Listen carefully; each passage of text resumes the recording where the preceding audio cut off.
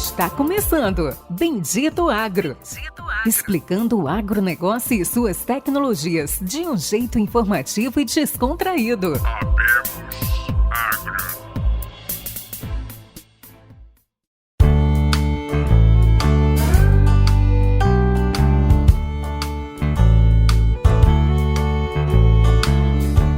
Olá a todos os nossos ouvintes e amigos, está começando agora mais um episódio do Bendito Agro, o seu podcast de conhecimento e inovações do agro do Brasil e do mundo, né? Eu tenho um grande prazer em falar do mundo e já tem alguns episódios internacionais.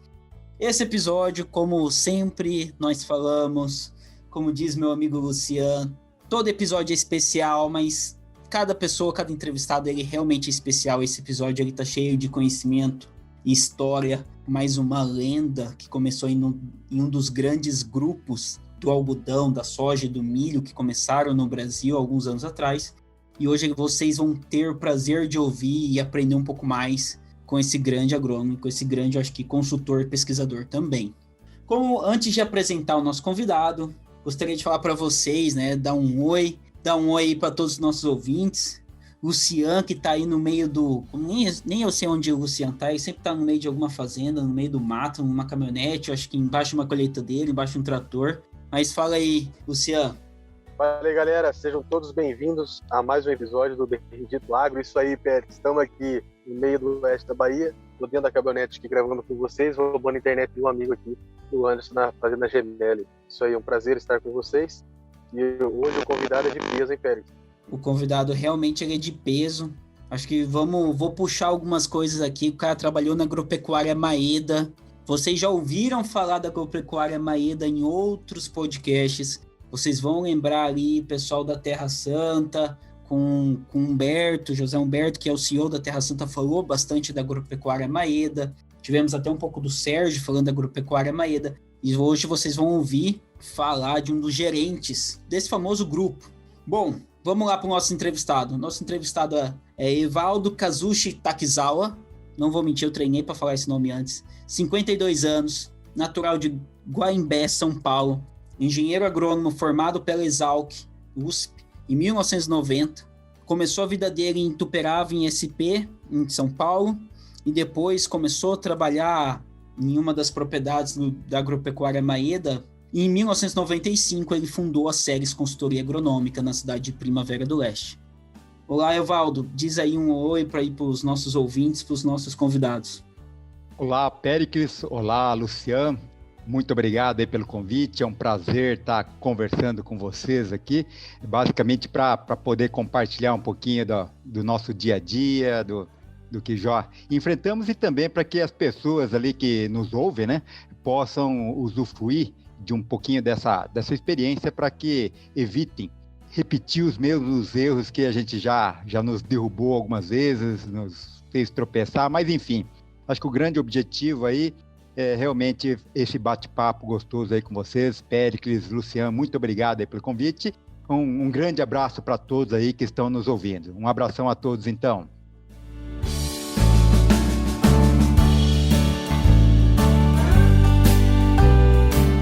Vamos lá, Evaldo, acho que de bate-pronto, assim, aquela pergunta, né? Fala um pouquinho do que o Evaldo faz hoje, né? O que o Evaldo Kazushi Takizawa faz no dia a dia dele hoje. Olha, bom, o Evaldo, né, é um engenheiro agrônomo que completou os 30 anos de formado, então dá para falar que estou começando a minha adolescência como profissional. Acho que consegui atravessar os primeiros 30 anos, que eu diria que é o período para chegar à idade juvenil, né? Mas nós estamos aí entrando nos 26 anos de Ceres, né? Desde 95, nós estamos aqui no Cerrado. E o Evaldo hoje tem uma satisfação muito grande de ver o Mato Grosso com 3,5 milhões de hectares de soja e hoje com mais de 10 milhões de hectares, 17 mil hectares de soja há 26 anos atrás, hoje com 1 milhão de hectares. O milho talvez menos de 1 milhão de hectares e hoje o milho com mais de 5 milhões de hectares. De certa forma, para nós, né, que gostamos muito da atividade agrícola, é um prazer muito grande, sabe? E claro, que saber que parte do nosso suor tá nesse trabalho aí, sabe, Péricles e Luciano? Acho que para isso aí não tem dinheiro no mundo que pague, é esse sentimento de realmente estar contribuindo com o Brasil que nos alimenta e motiva para tentar levar a agricultura e mostrar que realmente a gente está fazendo um trabalho com seriedade e com compromisso aí para todos esses valores que todo mundo preza. Não, fantástico. Legal, Evaldo. Maravilha. Evaldo, conta um pouquinho para quem está nos ouvindo. Eu acompanho as séries há algum tempo, eu sempre vejo alguma postagem, sempre vejo vocês por aí, e vocês têm uma gama, uma estrutura um pouco diferente de algumas consultorias tradicionais, de algumas consultorias padrão que a gente conhece. Vocês têm tanto a parte da consultoria agronômica, quanto a parte de pesquisa, treinamento, projeto de viabilidade técnica, projeto de financiamento, diagnóstico de sistema produtivo, agrícola, enfim, entre muitos outros serviços. Conta um pouquinho, para quem está nos ouvindo aí, o que é a Ceres, o que ela faz hoje, como que é o modelo de negócio da consultoria. Sim. Bom, falando quem é Ceres em termos do... A Ceres é composta com 4 sócios, né? Nós somos eu, a minha esposa Mariângela, meu sócio engenheiro agrônomo Guilherme e meu sócio engenheiro agrônomo Fábio. Esses são sócios da Ceres, né? Além disso, nós temos outros consultores, né? Nós temos o Saulo, o Remilson, o Alexandre e o Bruno, que fazem parte da consultoria, e nós temos uma equipe também da área de pesquisa, né, que o meu sócio Guilherme, ele é o coordenador da pesquisa. Nós temos outros engenheiros agrônomos, como o Maurício, o Fernando, e também uma equipe de técnicos como Rosimar, Aloysio, Zé Luiz, Vando, enfim, então nós temos vários nomes aí, né? William e Josiel, começou agora um estagiário, enfim, eu acho que eu vou parando por todos, mas eu gostaria de saudar a toda a nossa equipe, porque, como você havia colocado, Luciano, a Ceres é uma empresa que acredita que a gente deve levar conhecimento, até falando um pouquinho do que nos deu o nome. Ceres é o nome da deusa da mitologia romana que levava conhecimento ou ensinava os homens a cultivar a terra, a cultivar os cereais, sabe? Então a gente brinca um pouco falando que uma das nossas filosofias é ensinar aos homens a cultivar a terra, sabe? Com o respeito que a Ceres tinha pela agricultura. Então essa é o grande fundamento, e para isso aí, é claro, a gente precisa de alguns alicerces, e a pesquisa. Eu tive, durante meu período de graduação, como pesquisador também, durante todo o período, então a gente respeita muito a informação. Só que um dos pontos que a gente coloca, e a gente sempre fala assim, a nossa informação ela tem que ser transformada em uma ação, sabe, Péricles, Luciano? E não é o Evaldo que vai transformar nessa ação. O Evaldo, ou a Ceres, né, toda a equipe da Ceres, nada mais é do que um catalisador da informação que está dentro da propriedade. A gente tenta levar outras informações, fazendo um benchmark com os nossos agricultores, de forma que desperte essa sabedoria do nosso agricultor. Então, a Ceres, ao invés de ser uma orientadora, dando regras de como deva ser conduzido, a Ceres a gente trabalha de uma maneira um pouquinho diferente. A Ceres é uma empresa que, primeiro, ouve bastante, a gente tenta buscar receber essa informação do agricultor para poder trabalhar a informação de uma maneira customizada, sabe? A partir do contexto deste agricultor, a gente procura processar essa informação, juntar com as informações que nós temos e formar um diálogo. E através deste diálogo, nós acreditamos que a solução dos problemas do agricultor ele consiga enxergar, né, com os olhos dele. E a gente, é claro, que a gente pode ajudar a abrir melhor esses olhos, e também, claro, que em algumas situações a gente trabalha para tentar nortear um pouco de como conduzir. Porque nós acreditamos que cada agricultor é um agricultor diferente, não existem 2 agricultores iguais. Dessa forma, a gente acredita que não existe uma recomendação que sirva para todo mundo. Esse é um dos nossos lemas, sabe? Trabalhar com o agricultor de uma maneira bastante customizada.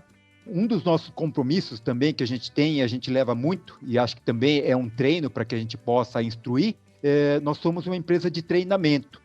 Pela Ceres, nos últimos 26 anos, nós tivemos a oportunidade de receber praticamente mais de 200 estagiários, né? Hoje nós estamos com praticamente 4 residentes agronômicos, que a gente também, é uma forma da gente devolver para a sociedade, é uma forma também de nós treinarmos, conhecendo essas novas gerações, de como elas pensam, até porque a gente acredita que a agricultura não está na mão de uma pessoa, né? E uma das formas que a gente consegue imortalizar o conhecimento é transferindo esse conhecimento para as novas gerações que vão assumir, eu diria, a liderança das próximas safras que estão por vir. Então é dentro desse conceito que a Ceres trabalha, sabe, Lucian, Péricles. Então é muito diferente de tentar dar uma regra para o agricultor, é muito pelo contrário. Ouvindo o agricultor, com o nosso conhecimento, fazer um sinergismo dessas informações, e nós acreditamos que com esse sinergismo ele consiga uma solução para os problemas dele, até porque na agricultura é tudo muito mutável, sabe? Aquilo que eu estou vendo agora pode ser diferente daquilo que eu vou ver na parte da manhã e na tarde vai mudar, e com isso o agricultor realmente ele tem que estar com as soluções na ponta da língua, eu diria assim. Mas é mais ou menos um resumo, Lucian, Péricles, de como a Ceres trabalha junto com os nossos agricultores, né?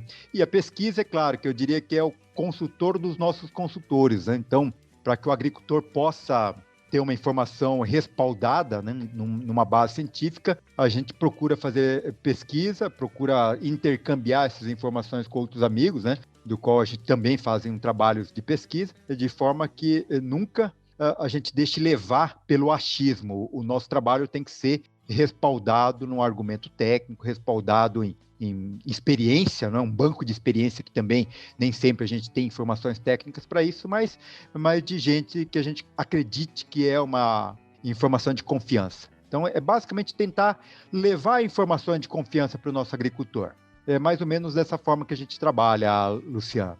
Luciano, eu fiquei com inveja, porque, assim, tudo que ele falou da Ceres é tudo que algum dia eu fiquei pensando, foi assim, levar conhecimento e informação para o produtor. Eu falei, devia ter colocado o nome Ceres no Bendito Agro. Mas brincadeiras, é claro, não se... Você que fez 30 anos aí, né, 26 anos só de consultoria em maio, aí agora vocês vão estar de aniversário aí, 26 anos, você Isso. Quase está finalizando as lições do Tadashi, né, que são 30 lições, né? Uma por ano, não é isso? Isso é só para sair do ensino fundamental, viu, Luciano? Então, são 30 lições para sair do ensino fundamental. Eu diria que, só que para a agricultura, viu, Luciano?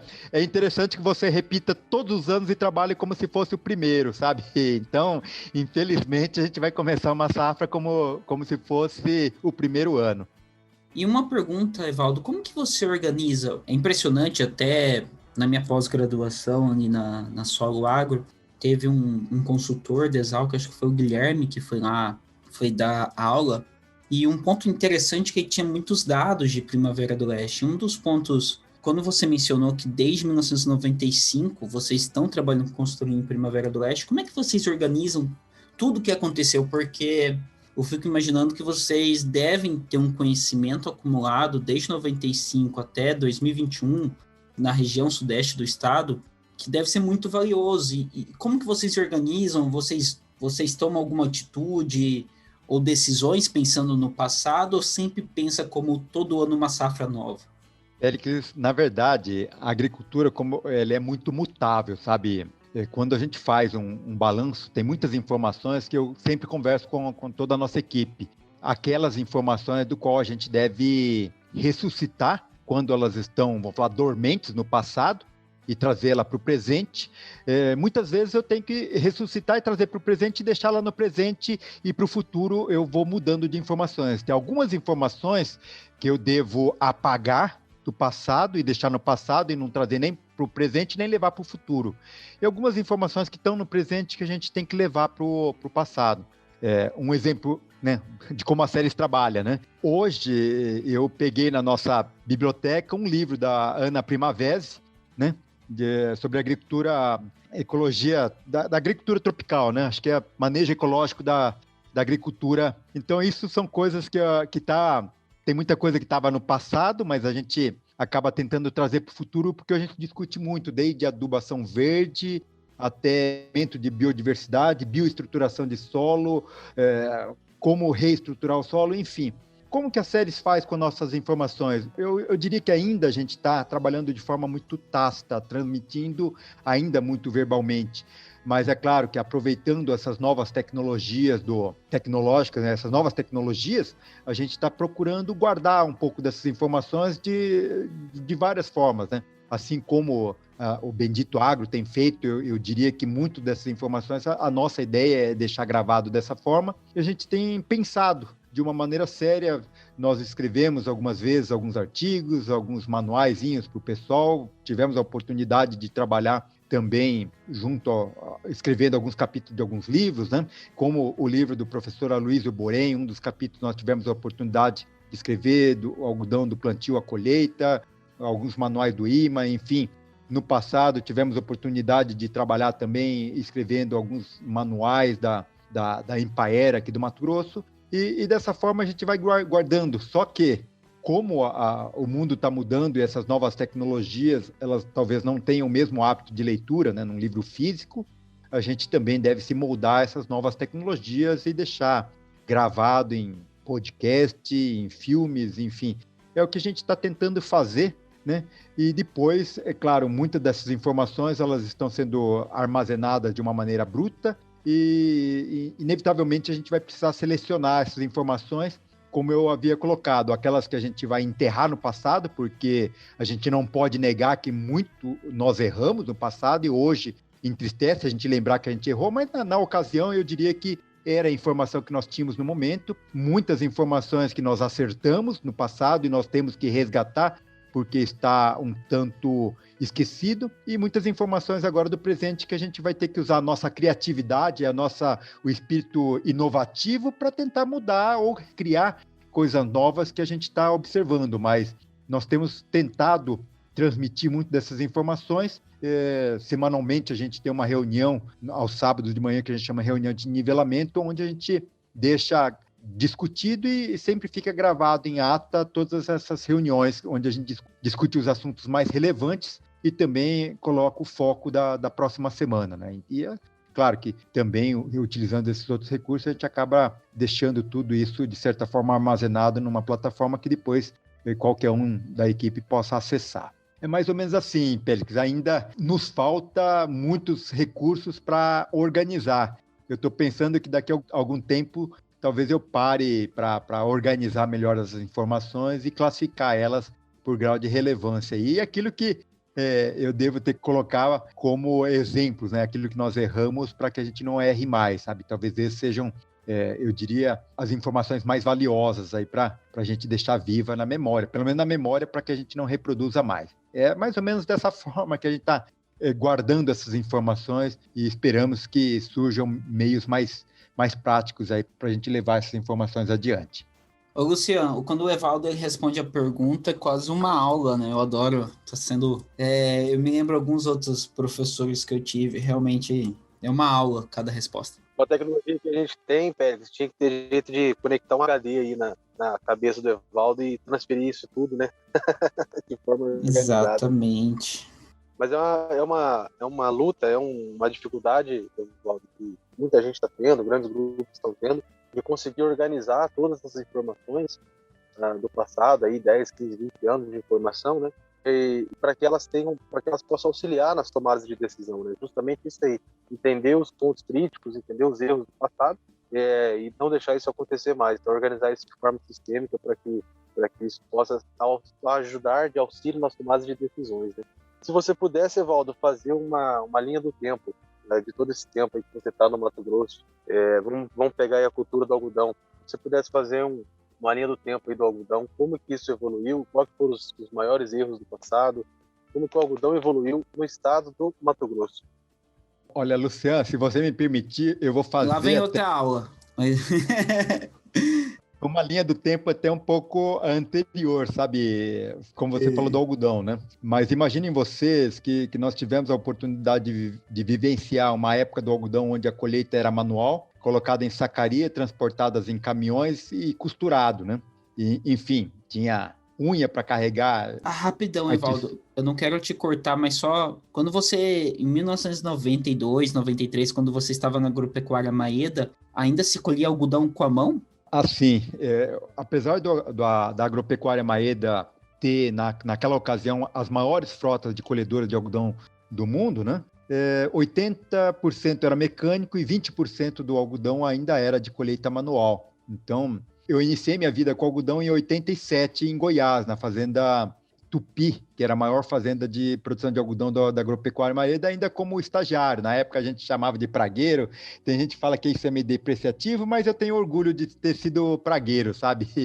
Eu não sinto nem um pouco depreciado de ser pragueiro, ter andado molhado, enfim. Mas eu comecei também, agora eu também tenho muito orgulho. Eu também fui pragueiro. O meu atual diretor hoje da empresa com a qual eu trabalho começou a vida também dessa forma. Enfim, grandes pessoas começaram a vida como monitor de praga. Assim.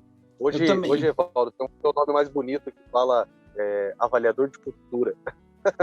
Monitor de lavoura, mas enfim, eu acho que é uma questão de autoestima, sabe? Para mim não me incomoda em nada ter sido um pragueiro, até porque hoje eu tento levar para os nossos residentes, né? Que é a oportunidade que você tem de estabelecer uma relação de intimidade com a cultura, que seja ela a soja, milho ou o algodão, onde você está praticamente 8 horas dentro de uma lavoura, sabe? E claro que nessa hora o que a gente tenta lembrar é que você tem que aguçar os olhos, ter olhos para realmente enxergar os detalhes mais pequenos que estão ocorrendo na lavoura. Então, naquela ocasião, isso era muito comum. Nós tínhamos ali uma pessoa monitorando o algodão a cada 300, 400 hectares. E claro que com olhos muito mais aguçados para enxergar os detalhes mais diria, mais imperceptíveis ali durante o dia, né? Porque eram 8 horas praticamente de um convívio muito íntimo com a lavoura, né? Tomando chuva na cabeça, vendo o que estava acontecendo na lavoura e como a planta respondia a cada coisa dessa. Mas voltando então, fazendo essa linha do tempo, né? Então, o algodão no Brasil, ela teve uma evolução muito grande. Ela saiu de uma colheita manual para uma colheita mecânica. E hoje eu diria que esse delay de tempo em relação às tecnologias mais avançadas que existem no mundo, né? Se a colheita mecânica levou 20 anos ou 30 anos para chegar no Brasil, eu diria que a colheita com aquele com rolinho, né? Com as colhedoras mais modernas, deva ter levado uns 2 ou 3 anos no máximo entre o lançamento no país de origem e a chegada no Brasil. Então, o algodão no Brasil hoje ela é uma cultura que não é até admirável, né? Mas, enfim, agora chegamos no Mato Grosso, sabe? De certa forma, naquela ocasião, no Maeda, a gente já visualizava o Mato Grosso como uma terra de algodão, né? Que ela reuniam várias características edafoclimáticas favoráveis, principalmente para a colheita mecânica, né? A topografia, a condição de sol na época da colheita, enfim. Mas naquela ocasião ainda nós tivemos a oportunidade de ver umas máquinas mais antigas, usadas, John Deere 499, 9900, e usando o que a gente chamava de gaiola, que são os containers para jogar algodão, e gente socando o algodão com os pés, né? Enfim, aí eu até diria, acho que o irmão do Pélix foi um dos pioneiros em trazer a case para o Brasil, né? A primeira máquina case de colheita de algodão, ela foi adquirida aqui em Primavera do Leste, sabe? O José Paulo Gonçalves e Jonas Gonçalves, eles foram os primeiros, junto com o Grupo Itaquerê e o Grupo Aguiar, que trouxeram 2 máquinas dos Estados Unidos e graças a um trabalho da Case aqui no Brasil. Mas, enfim, aí a gente teve a oportunidade de ver aquelas máquinas antigas da marca Ben Pearson, que trabalhava nas lavouras do Dr. Inácio Mamana, né, onde a gente teve a oportunidade de acompanhar, ver alguma coisa delas trabalhando, né? Algumas máquinas a gasolina lá nas garagens da Exalc, algumas máquinas russas que sugavam algodão que caía no chão, enfim, máquinas da Hatsuta que tentava fazer um cesto mecânico, enfim, é uma história que uma outra hora tem que tentar lembrar para ver todas as invenções malucas que já se tentaram criar para o algodão, raleador mecânico, enfim. Isso aí é um passado que eu acho que não volta mais, raleador mecânico, né? Está enterrado lá. Mas aqui no Mato Grosso, sabe, em 95 as pessoas ainda estavam muito dependentes de informação. Tanto é que naquela ocasião eu acreditava assim, que consultoria era para 4, 5 anos no máximo, porque uma vez conhecida, até porque as informações naquela ocasião, elas perduravam bastante tempo. Eu diria que a validade da informação era muito grande, né? Então, a colheita mecânica com cesto, ela durou 20 anos praticamente. Ao passo que aqui no Mato Grosso, a colheita com fardão não durou 20 anos, né? Iniciou a colheita com os fardos, né? Acho que foi inventado pela Universidade da Califórnia, e no Mato Grosso não durou, já foi substituído. Hoje o que a gente pensa é quais são as tecnologias que vão substituir as que estão hoje e quanto tempo vai levar isso aí. Mas saímos da gaiola para o fardão e para o fardo redondo, e também a case com aqueles construtores de módulos retangulares também, sabe? Então, houve uma mudança bastante grande. No transporte, eu diria que foi desde o transporte daqueles caminhões com cabos de aço até aqueles caminhões que alçavam a gaiola, e hoje com carretas que transportam 17, 18 rolinhos por cada vez, sabe? Então, houve uma mudança bastante grande. Agora, eu diria que o que nós temos assim, de muito valioso no passado, e que nós perdemos alguns aspectos, por exemplo, na parte de nutrição. No passado, nós tínhamos uma preocupação muito grande em nutrir muito bem o algodão, né? Os solos nossos eram muito mais pobres do que são hoje. Então, era comum nós fazermos adubação na linha, era comum nós trabalharmos com qualidade de fertilizante muito melhor, era comum nós fazermos adubação incorporada ao solo. Na época de Maeda, era comum nós fazermos adubação em 2 linhas, uma ao lado da planta, enfim. E essas tecnologias, elas foram ficando no passado, e hoje a maior parte do algodão é adubado, né? Com adubadores de grande performance, como esses adubadores a lanço, né? Então, eu diria que em alguns aspectos nós avançamos, em outros, pelo menos do ponto de vista técnico, nós regredimos, e é exatamente isso aí que a gente está tentando buscar uma conciliação do que é possível resgatar. Não seria para resgatar em 100% da área, mas o que a gente enxerga hoje é que tem áreas que se cultiva algodão no Brasil, que nós deveríamos utilizar técnicas de nutrição do que é mais eficiente. Eu não diria que era mais eficiente, do que é mais eficiente, sabe? Então, um agricultor que quer ultrapassar o patamar de 400, 450 arrobas por hectare, infelizmente ele vai ter que assumir muito mais trabalho do que o que ele faz hoje, né? Então, esse trabalho, eu diria que a agricultura, ela recompensa, sabe? Então, entre produzir pouco e ter trabalho, a nossa linha de raciocínio é que vale a pena ter mais trabalho e produzir mais na mesma área, até porque dessa forma a gente pode ser que precise no futuro trabalhar menos. É mais ou menos essa linha, sabe, Lúcia? Acho que talvez eu tenha me perdido um pouquinho nessa linha do tempo, mas pegando vários aspectos. Agora, quando a gente coloca em tecnologias, em variedades, isso aí houve um salto muito grande, sabe, das materiais convencionais, né? Essas materiais transgênicos que nós temos hoje, né? No manejo de plantas daninhas se cultivavam, quando nós chegamos aqui no Mato Grosso, quando nós trabalhávamos em São Paulo. Hoje, quando a gente fala em cultivo, tem gente que não sabe nem o que é, sabe? Então, herbicidas em jato dirigido, enfim, e controle de pragas, eu diria que fazíamos muito mais monitoramento para tomar uma decisão de controle de pragas. E hoje, apesar de todas as ferramentas que nós temos para monitorar, o monitoramento ele é mais superficial. Então, tem alguns pontos que eu diria que nós evoluímos bastante, e outros que a gente precisa resgatar essas informações para trabalhar melhor, né? Eu acho que essas grandes mudanças, hoje, seguramente, a gente tem 15 variedades altamente competitivas, enquanto que quando nós iniciamos no Mato Grosso, nós tínhamos ITA 90 e um outro material tentando entrar. Então, eu diria que essas é um resumo das grandes mudanças que ocorreram no algodão, Luciano. Eu falei que ia vir uma aula, Luciano. Eu tinha razão, Pérez. Incrível. E Vou te cortar aí, Pérez, porque essa linha do tempo foi muito boa, mas puxando um gancho é só assim. E hoje, Evaldo, como é que está o cenário hoje? Qual que é o grande desafio do algodão no Mato Grosso hoje? Olha, hoje o grande desafio, Luciano, é que os principais talhões, as áreas de algodão, elas foram formatadas, a configuração, o formato dos talhões foram formatados numa época que o Mato Grosso utilizava EGAN, né, que eram semeadoras mais antigas ou aquelas semeadoras com uma capacidade de fertilizante maior. Então, houve um aumento muito grande das máquinas, porém as áreas elas não foram reconfiguradas para as novas máquinas. Um dos grandes desafios que a gente está, assim, para que a gente possa estabelecer um programa de preservação de águas e medidas conservacionistas do solo, é inevitável que a gente faça um reestudo em cada uma dessas áreas para que a gente consiga reestruturar o solo, para que a gente consiga trabalhar rotação de cultura e não sucessão de culturas. Parece que ainda falta um pouquinho de consciência, ou talvez um pouco mais de ganância em tentar produzir muito e não deixar o solo descansar por vez, ou então para readequar as áreas para a nossa nova realidade, sabe? É como se nós estivéssemos com uma área marcada no passado, foi marcada para as máquinas que tínhamos no passado, e aquela era a realidade. Eu coloco assim, aquilo que a gente fez demais, por exemplo, preparo de solo. Hoje, eu não diria que nós devêssemos aposentar o preparo de solo, de maneira nenhuma, mas ter um critério muito maior antes de tomar uma decisão de revolvimento de solo, né? Para isso, a gente pode trabalhar vários recursos que retardariam essa necessidade, sabe?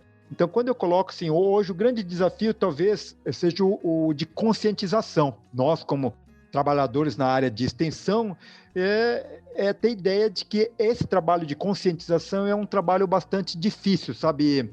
O que me faz motivar, né, uma automotivação, às vezes a gente recorre a algumas passagens bíblicas, sabe? Eu vou mudando um pouquinho para sair um pouco da nossa área, mas Péricles e Lucian, às vezes eu pergunto e coloco para os nossos agricultores, sabe por que Moisés levou 40 anos para atravessar um deserto que ele conhecia como a palma da mão e que poderia ter sido feito em 2 ou 3 meses com todo o povo de Israel? Aí o pessoal fala, não, a gente não tem ideia, porque não era para fazer o povo de Israel sofrer. 40 anos foi o tempo que Moisés teve para aguardar que as pessoas que estavam 40 e poucos anos morressem, porque eles não aprendiam mais, viveram 400 anos no Egito como escravos, e uma boa parte deles, eles simplesmente obedeciam ordens, né, dos egípcios. Então, seria perda de tempo tentar educar esse pessoal com essa idade. E a idade de educar as crianças que nasciam, sabe? Então, o trabalho de educação, de conscientização é realmente bastante demorado, e é o que a gente tenta fazer, sabe? Acreditando que essas novas gerações que estão por vir na agricultura, eles vão se conscientizar da necessidade de empregar, né, aquilo que a gente discute que seja ambientalmente correto, socialmente correto, né? E também que tenha um processo de governança também, um processo organizado de trabalho, sabe? Então, são 3 pilares básicos que eu acredito que ainda falta uma conscientização, principalmente para as gerações anteriores, que teve a oportunidade de abrir o Mato Grosso morando numa casa de lona, né? Então, os méritos deles naquela ocasião, a gente tem que realmente lembrar, né? Porém, os tempos são outros, e essa mudança de tempo, a gente acredita que a agricultura mais consciente tem condições de atender o ponto de vista ambiental, social e de governança ou de organização sem problema nenhum, sem colocar em risco o retorno econômico da atividade, sabe, Luciano? Então, o grande desafio ainda é a conscientização, né, de trabalhar o solo dentro desses valores aí. Mas a gente não desiste. Evaldo, realmente aqui, desses grandes desafios, gostaria que hoje a gente está iniciando a cultura do algodão, e eu gosto de falar do algodão realmente por causa que é uma cultura muito de grande, vamos dizer assim, de maior cuidado. Também o Luciano trabalha com uma grande área de algodão na Bahia, eu também já trabalhei com bastante algodão. E qual que hoje é o maior desafio do algodão? Se você pudesse falar assim, qual que vai ser o maior desafio de 2021 do algodão? Ou os 3 maiores desafios dessa safra que está se iniciando?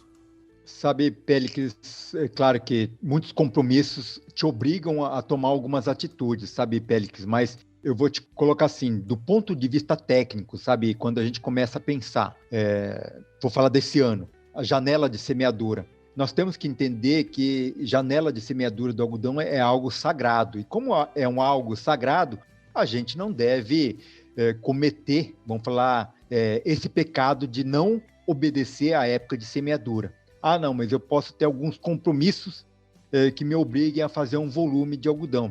Então, é muito claro, às vezes, para que a gente, antes de iniciar uma conversa com o agricultor, tentar entender qual que era o objetivo principal de quando ele pensa no algodão, sabe? Então, às vezes, a gente, como técnico, mentaliza um objetivo muito técnico, e nem sempre a condução do algodão ele está amparado num objetivo técnico, né? Pode ser que, quando eu falo que não está amparado num objetivo técnico, o Péricles, é porque o objetivo dele é fazer tantas 1.000 toneladas de algodão, né? E fazer tantas 1.000 toneladas de algodão, às vezes, não é técnico, é fazer um volume. E como que eu posso fazer esse volume? Aumentando a área, comprando de alguém.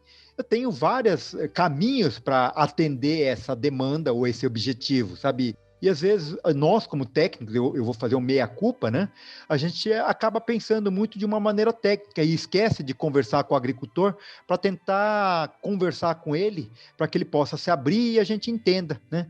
Então, esse ano, por exemplo, a gente tem observado que o algodão, eu enxergo ele como uma oportunidade muito boa para a gente rotacionar a agricultura da soja ou a monocultura da soja, a dar suporte para que a gente possa resolver alguns problemas, principalmente na área química do solo, com o algodão. Então, ele poderia ser um adjuvante, né, ou um coadjuvante da monocultura da soja, ajudando a soja. Porém, muitos problemas do algodão, eles também são problemas da soja. Então, tem horas que a gente tenta lembrar, olha, o problema está se avolumando, então vamos mudar de atividade, né? Vamos tentar colocar um milho de safra, tentar fazer uma outra atividade para tentar resgatar, vamos falar, aqueles benefícios que nós tínhamos num solo, vamos falar, melhor corrigido. E a grande dificuldade é realmente a gente desistir, sabe? Ou então, eu diria que perder, e mesmo assim a gente está feliz, sabe? Perder porque a gente sabe que perdemos uma batalha, mas a gente vai vencer a guerra no futuro. E esse tentar desistir, por mais que a gente tente incentivar o algodão em vários momentos a gente também tenta desincentivar o algodão, porque a gente se preocupa em perder a reputação do algodão brasileiro, né? A gente construiu essa reputação graças à produtividade, à qualidade, aos compromissos que estão sendo honrados no tempo certo, e não colocando o algodão da maneira correta, tecnicamente correta, a gente pode futuramente não conseguir honrar e perder essa reputação. Então, o grande desafio nós, como técnicos, é manter um rigor técnico na condução do algodão, e em vários casos é tentar fazer o agricultor abrir os olhos para essa necessidade. Eu diria que para esse ano, em específico, está em tentar desistir do algodão quando ele foge muito a uma janela ideal, né? Então era como se voltasse um pouco o passo para trás. Mas são alguns dos desafios aí, Péricles, Luciano. Realmente, eu não sei se o Luciano está falando ou não, ele está no mudo. Luciano, você tá tentando falar ou tá só sem internet? Não, que tá passando máquina aqui fazendo barulho. Mas até eu acho que o Luciano tá no momento de plantio de algodão agora e realmente eu acho que a janela vai ser o maior gargalo e talvez o maior desafio de todos no algodão esse ano. E Evaldo, tive a oportunidade de estar conversando um pouco com meu avô no domingo e ele comentou muito da lucratividade da lavoura, que por um tempo ele deixou de trabalhar na fazenda, acho que a fazenda ficou parada por 12 anos, mexendo só com gado, e voltou a trabalhar com lavoura novamente, porque a lucratividade era muito baixa e o risco era muito alto, principalmente em áreas arenosas. Como que, eu acho importante você mencionar, porque você está desde 95 em Primavera do Leste, como que você poderia traçar uma linha do tempo do que vem evoluindo esse potencial de lucro nas áreas, porque de acordo, não sei se isso é fato ou não, mas até 2005, 2007 foi muito difícil para os agricultores no Mato Grosso. E depois, não tem muito tempo, tem esses últimos 15 anos que as coisas começaram a avançar. Como que você pode contar um pouco dessa história para nós e para os nossos ouvintes?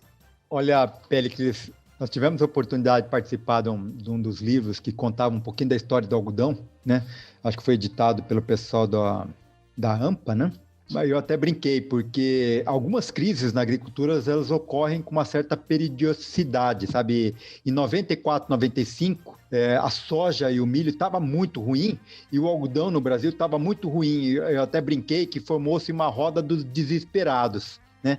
Soja com preço ruim, milho com preço ruim, soja com nematóide do cisto entrando, cancro da haste pegando muito forte, o algodão, o Brasil um dos maiores importadores de algodão, houve anterior a isso a proibição das exportações do algodão brasileiro, enfim, estava tudo muito ruim.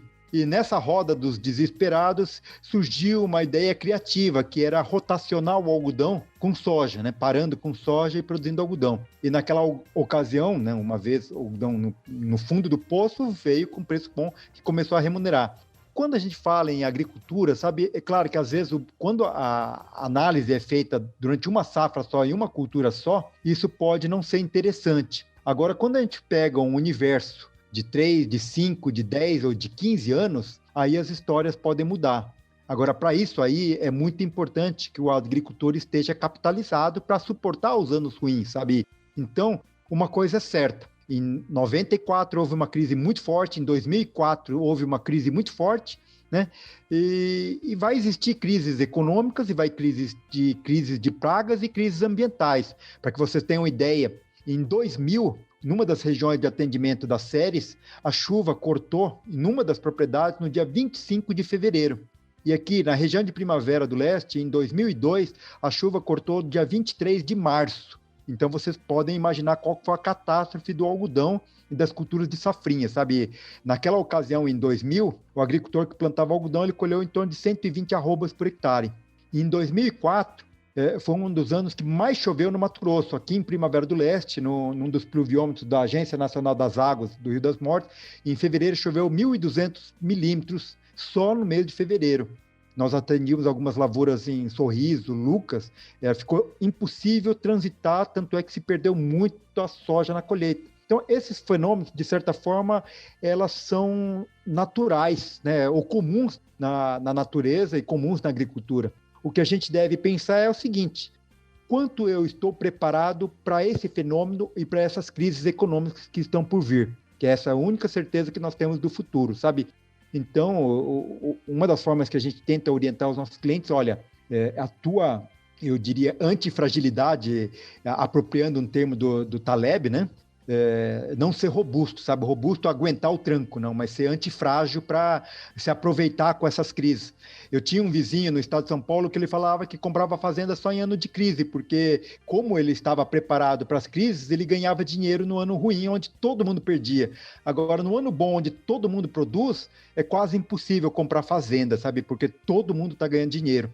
Então, eu diria que no algodão a gente tem que, né, e visualize, sim, uma agricultura, como qualquer atividade, quando muito bem feita, ela sempre vai ser lucrativa. O que vai diferenciar de um ano ruim de um ano bom é que no ano ruim você vai ganhar muito mais do que um ano bom, né? Então, eu dou exemplo que um dos meus batismos em 89, lá no Maeda, e se vocês procurarem dados históricos, talvez seja dos anos mais secos no estado de São Paulo. O algodão deve ter produzido algo em torno de 70 arrobas por hectare em 89. Só que normalmente, nessas condições, o preço tende a subir muito, sabe? Porque é uma crise meio geral, né? Então, é muito comum que um produto agrícola possa subir, como subiu agora a soja. Então, imaginem vocês, onde todo mundo está produzindo muito pouco, naquela região estava produzindo algo de 10 a 15 sacas por hectare, alguém produziu 45 sacas por hectare. Então, no ano ruim ou no ano bom, quem que consegue produzir 3 vezes mais do que o teu vizinho? E no ano bom, quem consegue produzir 3 vezes mais? E no ano ruim, é muito comum o bom agricultor produzir 3, 4, 5 vezes mais do que o meu vizinho, sabe? Claro que normalmente você também tem perdas de produtividade em relação ao teu histórico. Porém, normalmente os preços remuneram muito mais. Então, a tua produtividade no ano ruim cai 10, 15%, quando você é um bom agricultor, porém os preços sobem 100%. Né?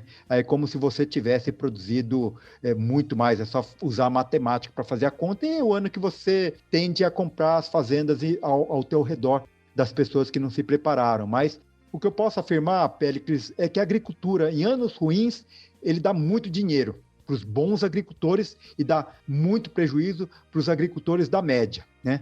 Então, os agricultores da média para baixo da média vão perder dinheiro. Os agricultores muito acima da média vão ganhar muito dinheiro. E os agricultores na média, um pouco acima da média, vão ganhar um pouco de dinheiro. E assim é a agricultura ao longo dos anos, né? Eu nunca vi alguém ganhar muito dinheiro em ano muito bom de agricultura. E é dessa forma que a gente tenta alertar os nossos clientes. Olha, se prepare, porque vai vir um ano muito ruim. E nesse ano muito ruim, é preferível que você esteja naqueles que vão colher bem. Não eu diria, naquela vala comum onde todo mundo vai estar colhendo muito mal. Então, eu acho que é dessa forma que a gente pode ganhar dinheiro na agricultura, Péricles, Luciano. Legal, Evaldo. Eu acho que é algo que muitos agricultores que estão nos ouvindo nesse momento devem estar pensando em onde será que ele se encaixa. Então fica a pergunta aí, Evaldo, o que um agricultor, o que um grupo, um agricultor tem que ter, quais são as preocupações e qual que é o manejo aí que ele deve caminhar, o que ele deve adotar, para que ele esteja aí nesse ranking aí de um bom agricultor, para que no ano difícil, ele possa ali não sofrer tantas intempéries, não ser tão afetado e ter uma lucratividade alta na sua área. E eu até quero completar a pergunta do Lucian, Evaldo. Vamos não só algodão, mas falando de soja e milho também, que é o que tem em maior porcentagem no Brasil, se é o que, buscando lucratividade, né? Você como técnico, o que você indicaria hoje?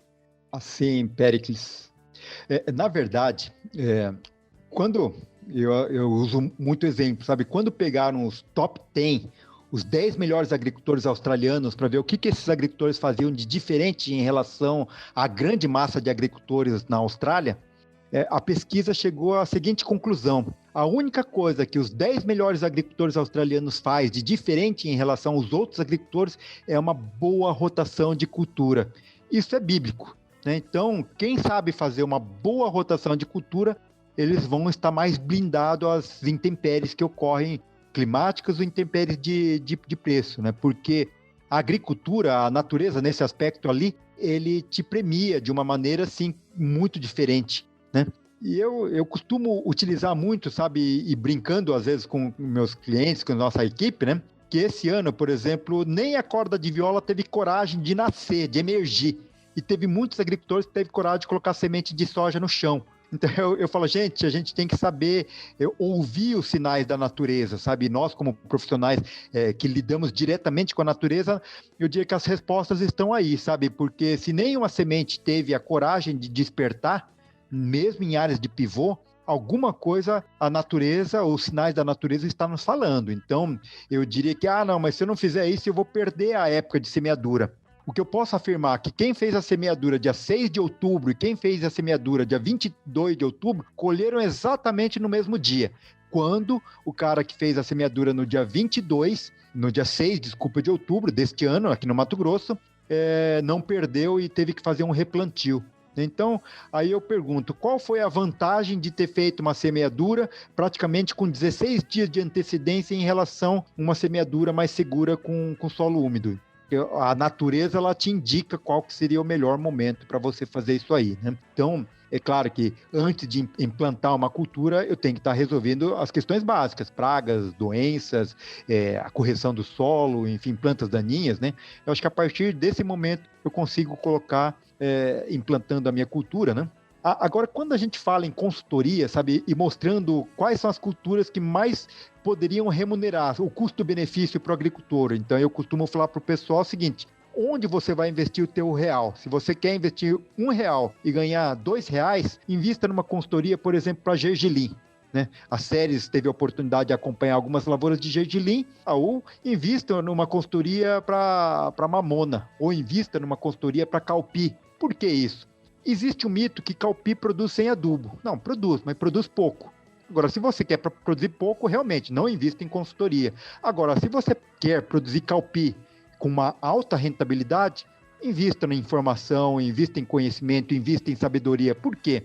Você pode sair de uma produtividade de 15 sacas por hectare para 35, 40 sacas, sem aplicar muito conhecimento, eu diria, aprimorado. Basicamente, só acertando a população, acertando a escolha da variedade, enfim, e as adubações no tempo certo. Eu diria que 80% do resultado está na época de semeadura e adubação, né? Então, imaginem vocês que contratando uma informação, uma consultoria que seja segura, sabe, de tua confiança, para o gergelim, por exemplo, desde que você acerte a população e que você acerte o manejo de plantas daninhas, o controle de pragas e a época e a adubação, você pode sair de 600 para 1.000 quilos, né?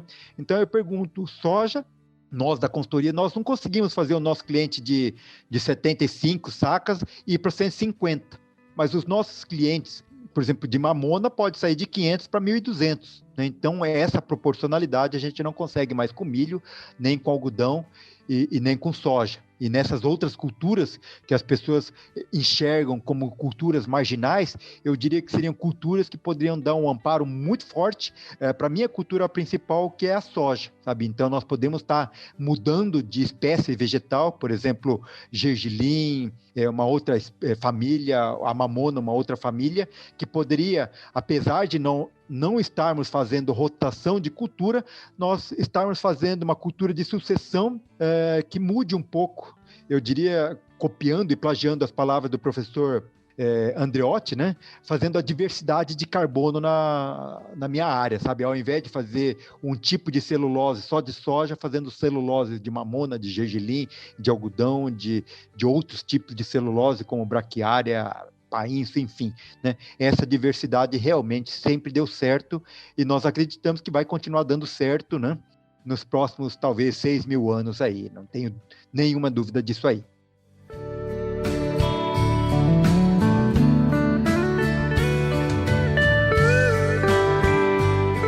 Está encerrando agora a primeira parte dessa gravação fantástica com essa Barça, com o consultor Evaldo. Eu sei que você deve ter se assustado. Opa, o que aconteceu que a voz do Péricles apareceu assim no meio do nada do episódio? Né, Luciano? Os nossos ouvintes devem estar pensando assim, o que esse Péricles doido atravessou o episódio? Mas não, pessoal, conforme a gente vem conversando em episódios passados, isso aconteceram. Quando a gente grava com consultores, pesquisadores, professores, normalmente a gente divide o episódio em 2, porque às vezes, normalmente o episódio fica muito extenso por causa da história, 20, 30 anos de trabalho que eles têm, e a gente acaba aproveitando para ir buscando, né, trazer esse conhecimento e acaba dividindo o episódio em 2. Então, como a gente não quer parar o convidado, né, a gente vai falar assim, para aí para a gente encerrar e começar a segunda parte, a gente grava todo ele e depois a gente divide em 2 partes. Né, senhor Luciano Carvalho? É isso aí, meus amigos. Aí, de vez em quando, infelizmente, vocês vão escutar o Péricles aí gritando no meio da entrevista. Mas faz parte para a gente não quebrar o ritmo aí da... Então, a gente está finalizando aí a primeira parte. Agradecer a todos vocês que estão com a gente até agora. Pedir que todos vocês curtam e compartilhem o Bendito Agro com seus amigos, com seus colegas de faculdade. Manda no grupo da agronomia, manda no grupo da família, enfim. Nos ajude essa rede crescer para que a gente possa levar conhecimento e informação cada vez mais longe. Agradecer aí aos nossos parceiros de sempre, a Silviane Rocha, lá do Dicionário.agro, ao Yuri do Bahia Agrícola, que sempre compartilha lá na Amor Apoio, ao Michael do projeto Agricultura de Alta Precisão, já esteve com a gente aqui num outro bate-papo, num outro episódio, projeto muito bacana, de muita consultoria lá, para quem quer ficar antenado também. Agradecer a galera do Prosa de Galpão. E é isso aí, meus amigos. Aguardem semana que vem a segunda parte com esse episódio fantástico aí com o Evaldo. É isso aí, meus amigos. E até o próximo episódio. Abraço a todos.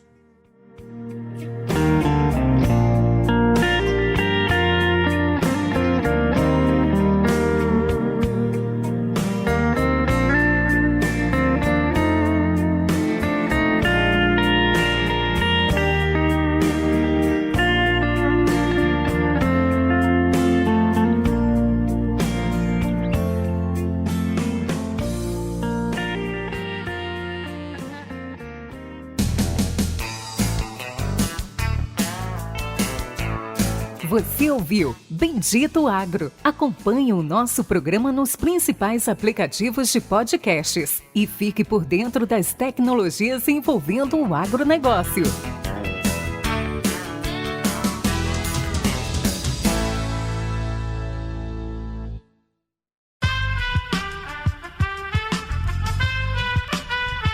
Esse podcast foi editado por Aerolitos Edição Inteligente.